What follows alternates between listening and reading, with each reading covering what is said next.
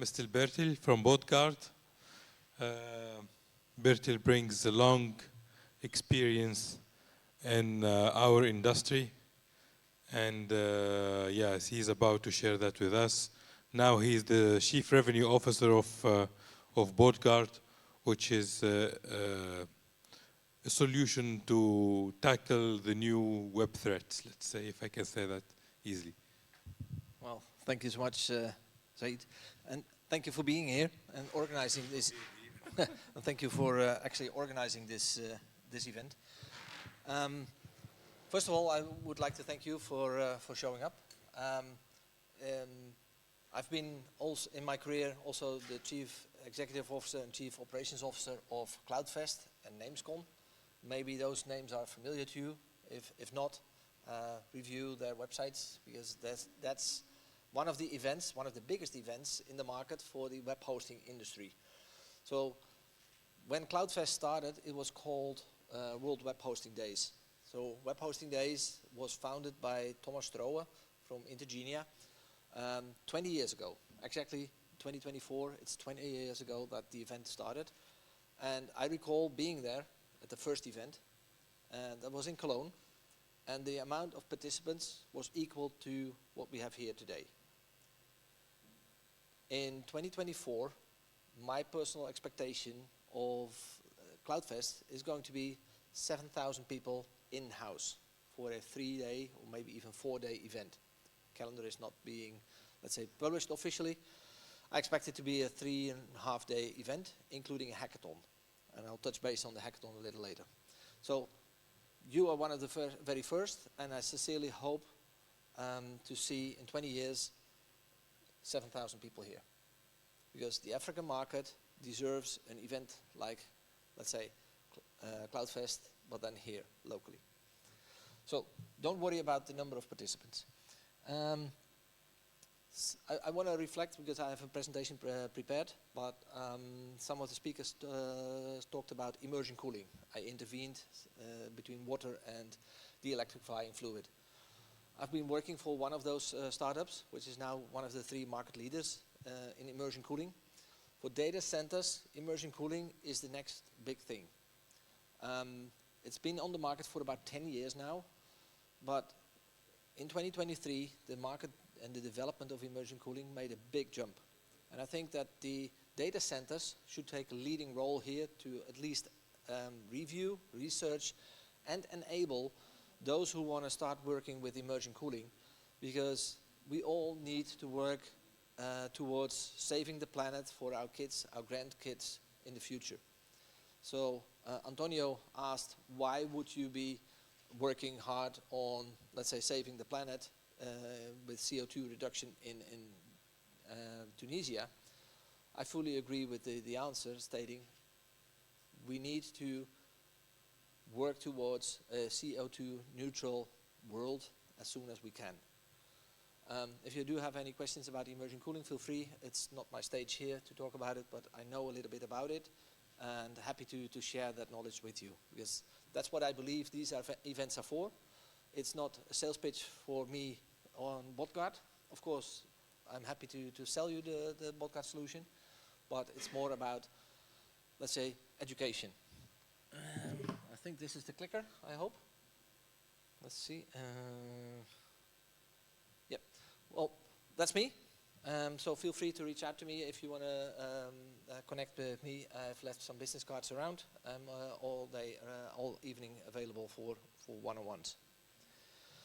What do we do about modern web threats and modern web traffic? So I want to take you to 3 steps. So the cyber threats, the Boatguard story, and then the good and the bad, because that's what it's all about on the World Wide Web. Many of you do have a house, an apartment, or live somewhere where you do have a insurance policy. And what does an insurance policy for your house have in common with the digital infrastructure and your website? The analogy is that if you get robbed, the first thing the insurance company is going to ask you is, did you have a lock on the door? If there's no evidence of the brute force entry, the insurance company is most likely not willing to pay out. because you did not take precautions. And it's my personal opinion that the insurance companies in the near future will have the same, let's say, policies for brute force entries being executed on web portals, websites, etc. It's also an underdeveloped market from the insurance companies to actually have a good look at what is the digital infrastructure value to a company. And in one of the previous companies I worked, we did some research on what is the effect of a data breach to a small and mid-sized business. And I want to just give you a quick poll here. Any idea how many companies out of, let's say, 100 companies, small and mid-sized businesses, which get a data breach, go bankrupt within 24 months after they have been hit? Is it more or less than 50%? A breach of data. So if data gets stolen, so brute force taken away your portal data. Yeah, how many of them go bankrupt within 24 months after the data breach? No, it's 60%. 60% of all the online portals who get a breach of data will go bankrupt because the data is stolen. And that's a humongous number. And we as infrastructure providers here together can do something about it. My speech is about fear, and there are two things which sell very well on the web. One thing I'm not going to mention, but it starts with an S and ends with an X. And the other one is fear. I don't want to make you scared here, but we should transfer the fear into an opportunity. We need to take precautions, we need to educate the market to ensure that we as a community, and Philip, you said it right, we need to work together, encourage people to understand what is their risk, do a risk assessment, and then take a conscious decision. Because if you make a conscious decision, you accept the risk, for instance, of not protecting your website against a DDoS attack, for instance, a denial of services attack. Oh, go back. So the one of the things, an analogy I try to make here is prevention is also a part of protection.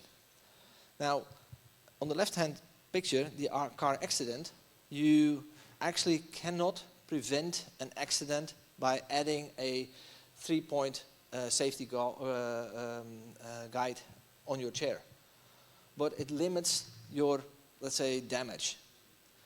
So there are multiple, and the idea is that you need to have multiple solutions to have a value chain of protection. And what we from BotGuard try to do is provide you with a service to actually mitigate malicious robotic traffic. Hence the name BotGuard. So cyber threats can impact your everyday business. We already talked about the insurance policy, so a brute force attack. I need to be clear with you. We do offer a denial of services of your web server. So it's not a DDoS attack on the whole infrastructure. What we provide is a part of the DDoS attack prevention. The solution we create is a reverse proxy solution. For the non-techies under us here today, simply spoken, what we do is whenever a request to serve a web page comes into the router, we actually redirect the request to a BotGuard gatekeeper. There we take a copy of the metadata which comes along with the request. This metadata is sent, usually over a load balancer, to the BotGuard server. There, that's a black box based on AI technology. There we do our magic, and there are 3 answers possible. Answer 1, you may serve the web page. Yes, it's a human interaction, nothing malicious detected. We will serve the web page, or the web hoster will serve the web page. So releasing the copy from the standby period. Second option is, of course, you cannot serve the web page because it's a bot. And then there is a third option. that is serving a specific website or web landing page to actually see if we can gather more information about this request from the requester. For instance, by adding a CAPTCHA page to say, hey, we think you're a bot. If you're not a bot, click whatever you want to click. So that's what we try to do in a very short way. And why do we do that? I'll touch base on that a little later. This is fear. Cybercrime cost about $8 trillion, I think it was, a year in 2023. Now, nobody knows this number for a fact because there is no statistics about it. But I'm pretty sure that Steve did a good job in researching this. So it is a threat which is around for each and every one of us. And it goes way further than just an e-commerce platform. The cyber threats are putting lives at risk.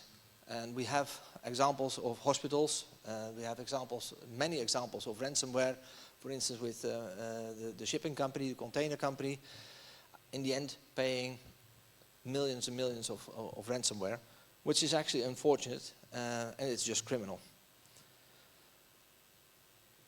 Why did we start this? It's a good business. Selling this business is an upcoming market. But I want to take you to why did Dennis and Nick found this company back in 2019. Dennis is actually educated as a pharmacist, but he loves coding, and he's a vegan. So when he started coding a website many years ago, he had very, let's say, unique recipes on his website. But then he started to see that people actually were scraping his website to actually, let's say, steal the data, how to make the recipes. He didn't like that, so he started to build something which is now called Botcard. So that's the true story about how a hobby turned into a business. And today, Nick is running this as the CEO, and Dennis is still working as the CTO. And we try to actually improve the products. Not that it's bad now, but it's a constantly evolving market because the, let's say, bot builders are getting smarter and smarter, so we need to outsmart them each and every day. Some customer success stories, specifically for hosting companies, and I had a nice interaction during lunch. There are two ways about how hosting companies can look at the challenge. A is the fear factor, so how do I protect my own infrastructure from malicious robotic traffic? The other part is about how can I make an upsell momentum out of this? And both options are possible with the Botcard solution. What we did actually is we had a complex question from a hosting company which faced specific DDoS attacks on specific websites, and they asked us to provide them with a solution they could offer to the end customers, which we actually did, and we created the DDoS protection on a on a domain level, not on the infrastructure level, but on the domain level, and this was at that moment pretty revolutionary. Another one is the e-commerce challenge. We see that bots have a negative influence on the web traffic, not only for the web server, but also for the statistics on the marketing side. So how do you make educated decisions if the numbers you have in your, let's say, marketing reports are not telling you the truth? So filtering out the malicious robots, or even bots at all, can help you create a better statistics, or better valued statistics.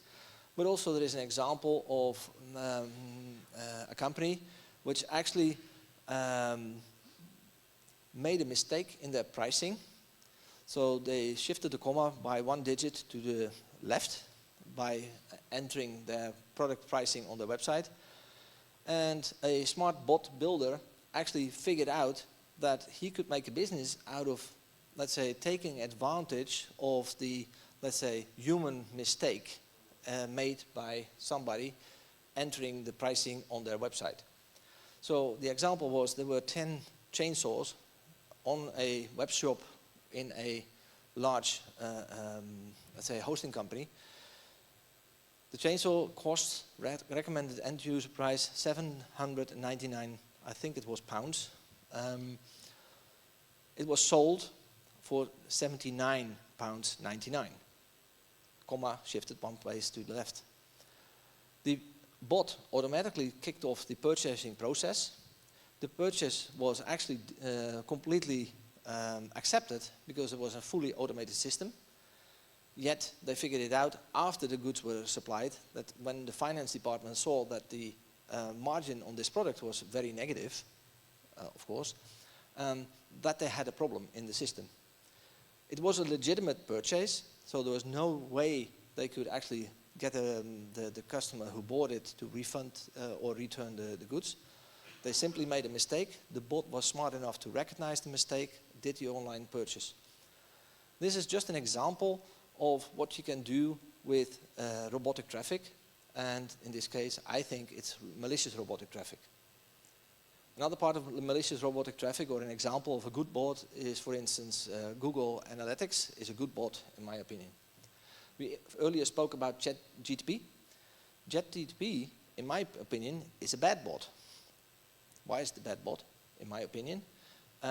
Because it's providing information or data without reference of a source. And without reference of a source, data which could be used as information, and there's a humongous difference there, without a source is to me worthless, and therefore can be dangerous. Because if you extract data out of its context and start interpreting that data as being validated, that's a challenge, in my honest opinion. But go ahead, Philip.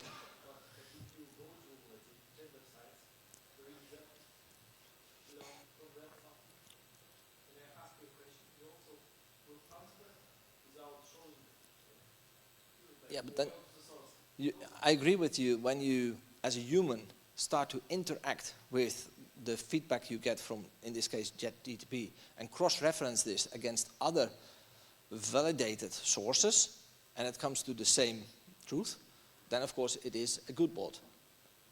So, but you need to think about the dimension. If it's one-dimensional information taken from one bot without source reference, then it's not validated information. And non-validated information is untrustworthy. It's like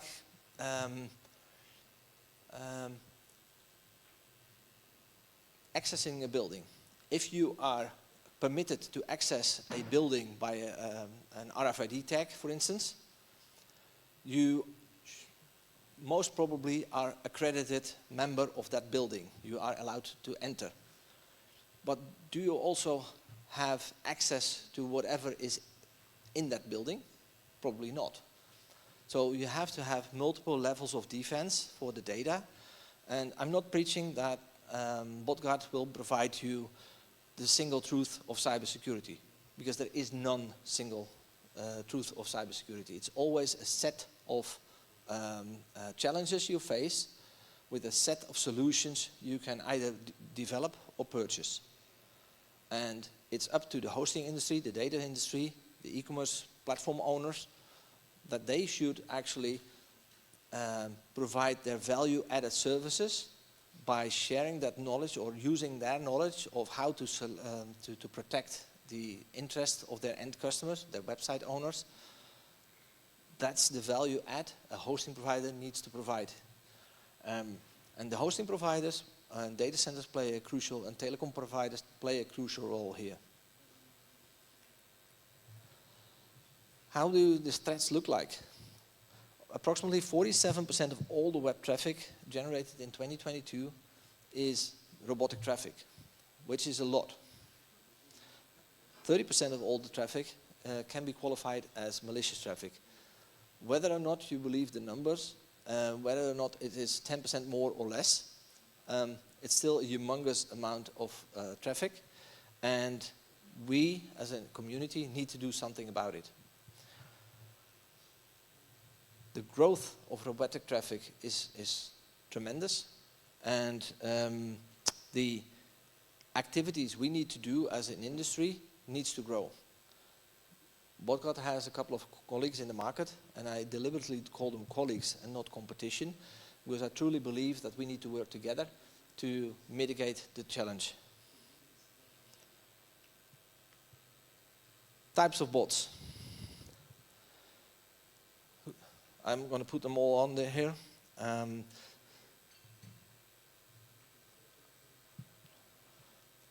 We still have one on. So the most, most recognized bot is on the right-hand side, the denial of inventory. But scraper bots are bots which actually are using data from third parties, created by third parties, whether or not protected data. You need to do something about it. These are 6 types of, let's say, vulnerabilities you at least need to analyze and see what do you do with it currently and what is the impact on your customer base of these type of bots. Just for the sake of time,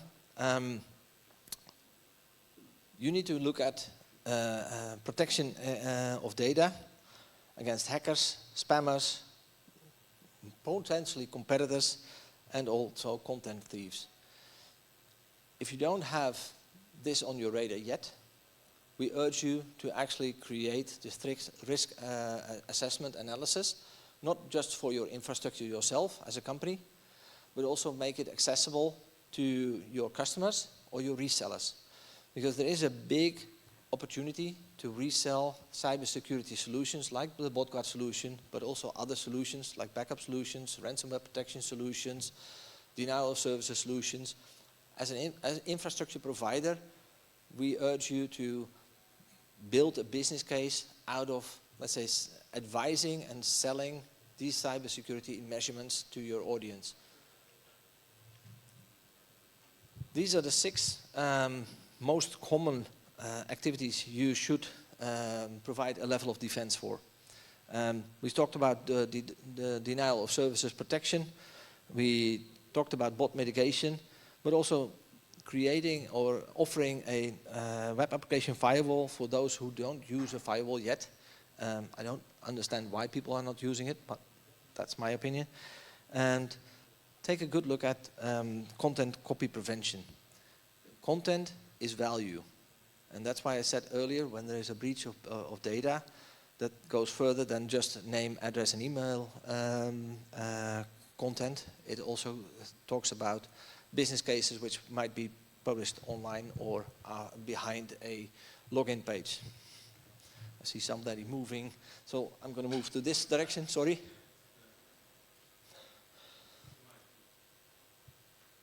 And that is not my pitch for Botguard, but more a cybersecurity pitch. So please do feel free to ask questions. We do have 10 minutes for that. Go ahead, Philip. Yes. So the question is, we have like bounty program. When hacker finds something on our website, we pay like, say, I don't know, 500, 200, 500 bucks, something like that. So, and we get like every week we have payments for hackers. Then there are like second level, what we do, like second level is we get the DOS attack and we evaluate this DDoS attack. So somebody paid like, let's say for our size of the company, somebody pays, let's say between $5,000 and $20,000 to organize the DDoS attack, because every DDoS attack has a cost and you can like have public prices and they're similar prices. So it means like somebody pays, let's say 10K just to DDoS our name servers or something. But somebody pays, somebody has expenses and like put money on the table to organize this DDoS attack. And if it will be cheaper to crack us and remove all our data, they will do it, yeah? So it means like to crack our infrastructure, delete all data. Of course it's possible, it's just the question of the price, yes? And somebody should pay the price, or we need like find a small hack, let's say $100. Let's say organize the DOS, of course, depends on the company. It's like, let's say 10K, maybe 100K, maybe for somebody 10 millions, I don't know. But to crack and destroy all data, it's more expensive. And my question is like, who usually pays for that? Of course, you are not the lawyer and they're not the court, but who usually organizes? Because it's usually organized by competitors. it's like, I don't know, who usually organize it? I would Pay for it. That's a good question. From my experience, but all disclaimers attached, I'm not a legal advisor, not a legal counsel, etc., etc. From my experience, I can tell you there are 3 types of hackers. The first one, no, actually 4, but I qualify them under the first. Ethical hackers. They don't mean harm, but they will showcase to you that you have a vulnerability and you need to do something about it. Especially these groups are well organized, they are known, and actually we should applaud them. And if you haven't used ethical hackers yet, maybe you should review what they can bring and as a value to your company. Then you have the non-ethical hackers. They can do it for sports because they like the challenge and they would like to showcase their skill sets. So they don't really mean harm, but they can do your harm. Then we have the, let's say, professional malicious hackers. They want to make money with it. That's the biggest part of the ransomware attacks, where we see that they are well organized, they are very sophisticated, well-educated people, utilizing a different standard of morale. They make money with hacking your applications, etc. They get, that's their direct business model, I would call it. Then you have the indirect business model, where you're referring to. I can actually pay anywhere between $20 and $40 actually for a DDoS attack on a single IP address or a single domain. That's not too difficult. It's also not too difficult to bypass that DDoS attack. So there are multiple levels of DDoS attacks, and there are multiple, let's say, challengers. Let me put it positively. The one common denominator is you, as a website or infrastructure owner, need to prevent a hacker even to get access to the web server. That's why our solution is not actually allowing the request to the web server. We try to mitigate these requests before they even hit your web server. And there is also the strength of the solution, because the web server only will serve web pages which are being requested by human interaction. Therefore, the number of websites can be actually higher per web server. And therefore, the business model will have a better return on investment, and the, let's say, license fee you have to pay for the botguard solution will actually earn itself back through a, let's say, better quality of service in your network. Does that answer your question? But who pays for that usually? Who pays for the attack? Because professionals work, they have like huge salaries, huge expenses. Who pays usually for that? It's competitors, or of course you maybe not like do not know. There are multiple business models. The direct sales business model is the hacker himself invests into hacking your website and asking for ransom. The indirect is I pay somebody to attack your website. And that could be a competitor, that could be an angry student having the wrong notes, wrong numbers, so the website of the university gets hacked. That can be multiple business models. It's an indirect and a direct sales model from the hacker scene. And the last one, if nobody has, like, what is a delay? For example, server has no your software, like without your software. Like for example, ping comes, let's say, 5 milliseconds, and once you go through your software, how like ping will be like slower? I don't know. Technically. The latency? Yes, because, yes. Okay. So every component you add to a solution will bring latency, so delay in services. We mitigate that by having our botguard servers in the same network, in the same data center, and then you can get results anywhere between 3 and 5 milliseconds of return time. The blink of the eye has 26 frames per second, so you won't see that actually as an end user. The network layer itself, the speed of the website being served, is more critical than the additional, let's say, step in the process. Of course, if you have a data center in, let's say, Kenya, and the botcard server would be in Germany, in, for instance, one of our data centers where we run our own hosting infrastructure, that delay will be way bigger because of the transit time and the transit and the routes. Such a routing can easily take 5, 10, 20 steps instead of one direct peering connection. We as botcard have multiple setups around the globe in multiple hyperscaler platforms. But what we deliver is a software as a service to the direct end customer, or a platform service where the platform can be hosted by a hoster themselves, because they like to play with the keyboard. Always in collaboration with the botcard team, because we manage the botcard server, the black box, will stay under our management. Because it's an AI solution, it needs to train itself, so the more data we get through the black box, the better the solution will start working. Any other questions? Sure. It's actually related to one of the slides about types of bots. What are they, and how do they differ between each other? Let me try to understand the question correctly. There were different types of bots, like yes. ad fraud, scalpel, yeah. something. What are they, and what's the difference between them? The different types of bot have a different audience, a different target. So if you want to prevent let's say the number of attacks in the various categories is hugely different. So scraper bots are very popular to find, let's say, data from competitors.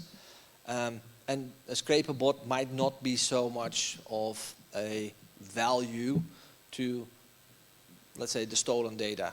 That depends a little bit on who it is, but in general spoken, a scraper bot is not as critical for the infrastructure. Can be critical for the one who is actually pushing the data or make the data available for the audience. A identity bot or a credit card fraud bot is directly of influence to the end customer and the merchant.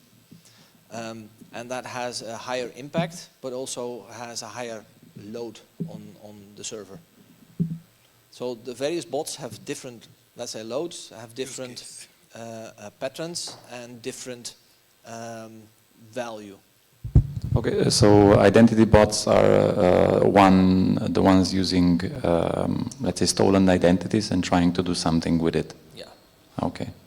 And the ad frauds are the ones that are clicking for you. For instance, bots which click on digital ads. Mm-hmm. Is there harm done? Yeah, from a financial perspective. Is there harm done on any infrastructure? No, probably not. The only thing is that the banner was very busy and the marketeer is paying for something he's not receiving, because the marketeer wants true humans to interact with through his banner. And if the bot is clicking, he's paying 5 cents per click or whatever price per click. And if 30 or 40% of the clicks are wasted on a bot, that's a waste of a marketing fund. And your price of your click is not, let's say, 10 cents or 5 cents, but it's 20 cents. Because the real user needs to be paying for all the clicks. So your return on investment can go up if you can protect the ad against robots clicking on the ad. There's a downside on this. Those who are selling the clicks, pay-per-view ads, they love the bots. So we have the chicken and the egg. If solutions like the botcard solution is getting bigger and bigger, or better and better, the ones who are selling the bots or selling the click per view get less income. It's always a rat race in cybersecurity. The good guys against the bad guys. And the good guys have to live by the law, and the bad guys don't abide by the law. And sometimes you don't even know who the good guys and the bad guys are. Sometimes you don't know who's the good guy and who's the bad guy. And that makes it also challenging. So what I started earlier with is it fair or is it business? I think that's well, I think we can all conclude that cybersecurity is a business. Unfortunately, it's a business, I need to say, but it's a growing business. So if you don't do anything with cyber protection and specifically with bot mitigation, I strongly advise you to at least analyze it, whether or not it makes sense for your business and for your infrastructure. And with that, dear host. Thank you, Bertil.